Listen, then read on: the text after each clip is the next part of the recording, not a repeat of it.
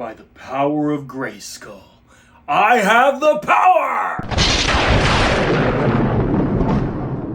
Man, what the Hey yo, what's good? Welcome to The Gist. With me, Jared. I am fresh out of watching Masters of the Universe. And unfortunately, this movie didn't really work for me. There's some praiseworthy elements of the film and other aspects I didn't really like. Admittedly, I'm not a He-Man fan. The original cartoon released before my time. And though I have vague memories of a He-Man and Battle Cat toy, I barely remember any other details of the original show. I even tried giving Kevin Smith's Teela series a watch, but couldn't get through it. So I had hopeful but reserved expectations for this movie. The story of Masters of the Universe is simple. After Skeletor conquers Eternia, Adam flees for Earth. His mundane existence always leaves him longing and believing he's meant for more.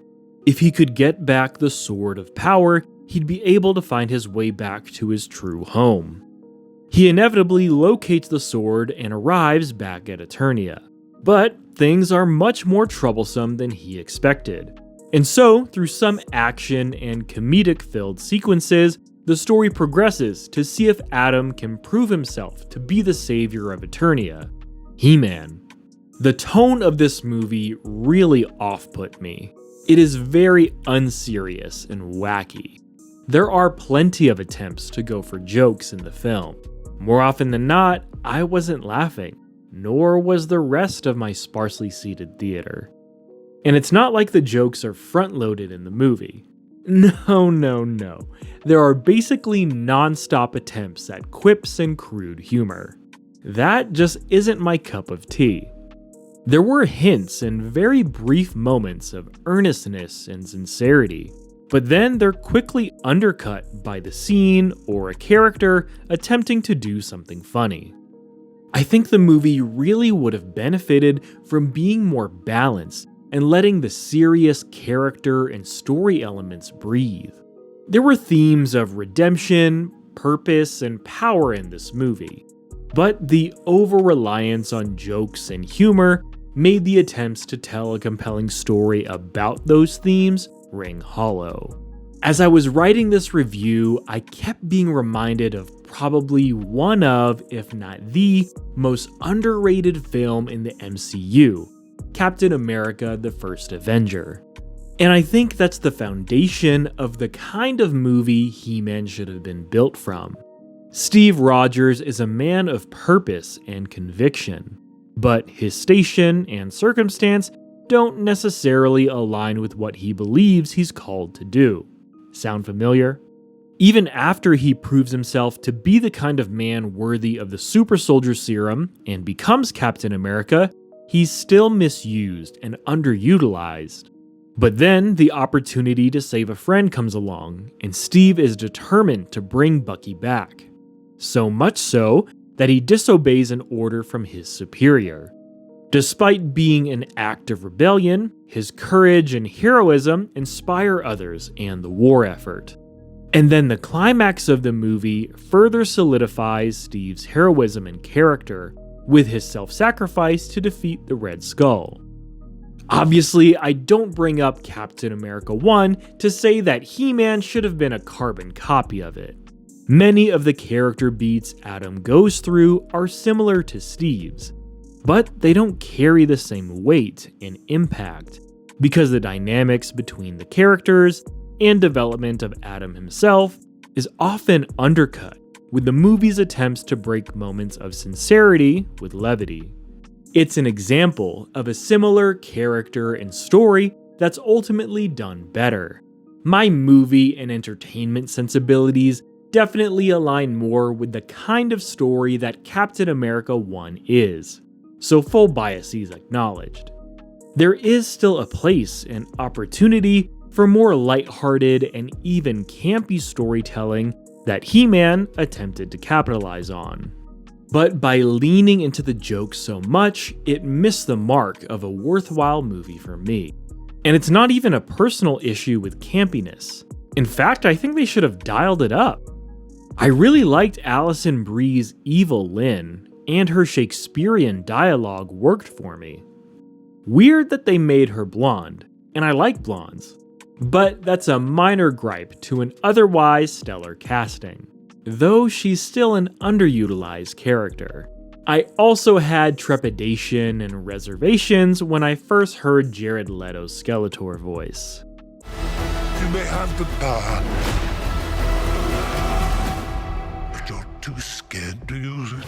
It does work in the movie, and he's actually a good Skeletor.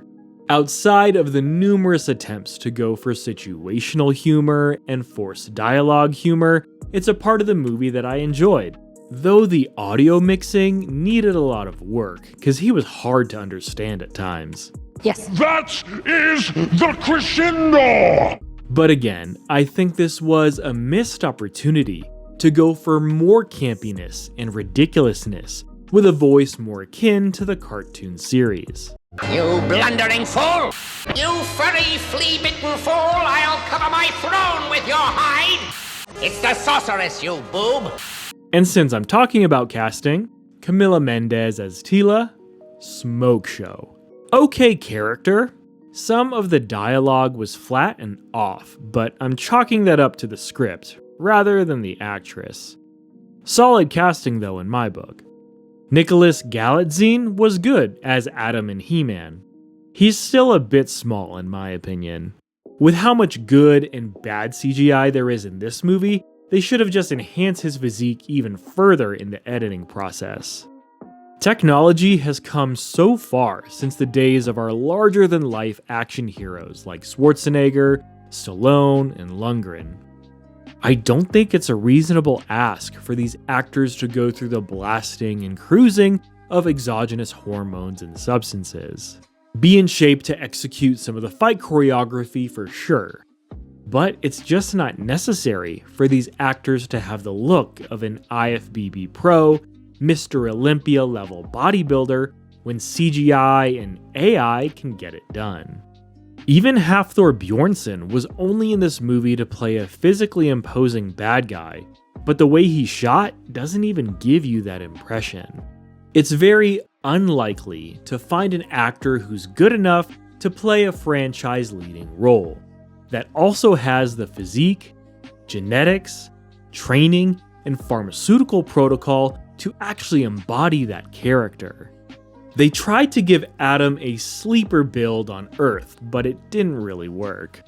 You could still tell Nicholas had a physique of someone who was in shape, despite the movie wanting you to believe he wasn't.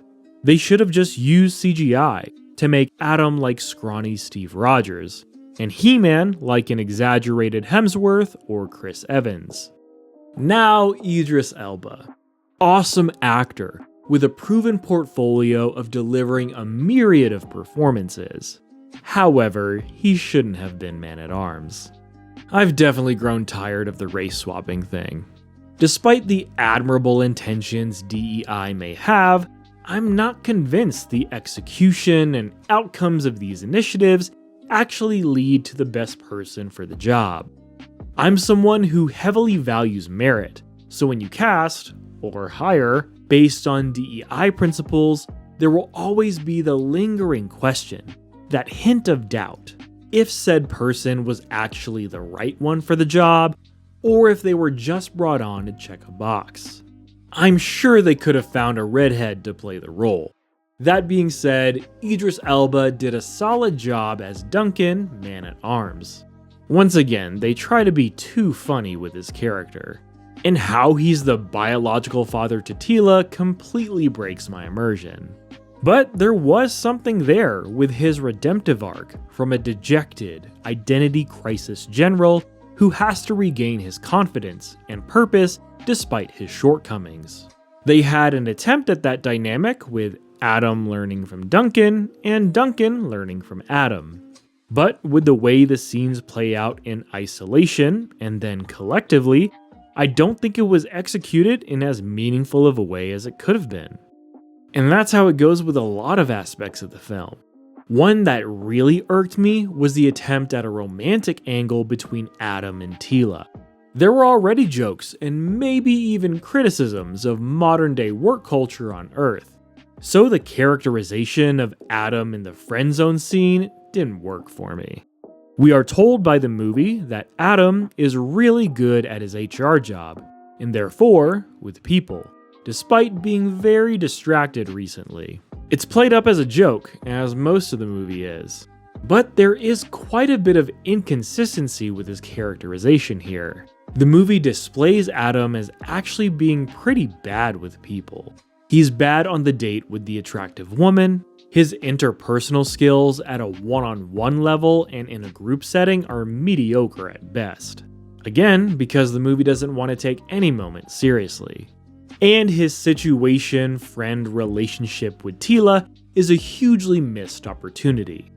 The friend zone scene would have been way better if Adam was actually cunning in his He-Man form, but then also used his alleged people skills.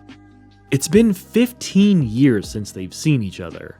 From Teela's perspective, Adam was the scrawny, squirk boy who was a good friend from childhood. But then in front of her is the man apparently prophesied to save her home Eternia. And he's also showing more skin than she is. Sun's out, guns out! Would have been interesting if she was the one who came onto him, but then Adam was the one who showed restraint. He doesn't even know the kind of person she is. 15 years is a ton of time away from someone. You could throw in a line or two in there from Adam about how Teela was one of his fondest memories he's had of Eternia, and how he couldn't even imagine that she'd be as remarkable and fierce of a woman as she is now. And then to tie in the themes of power and restraint, he's the one who denies her advances. Because again, it's been 15 years and he doesn't even know her. Instead, he makes the cliche advance on her, and she blatantly and embarrassingly friend zones him. Because of course, it's gotta be a joke. You try my patience, witch?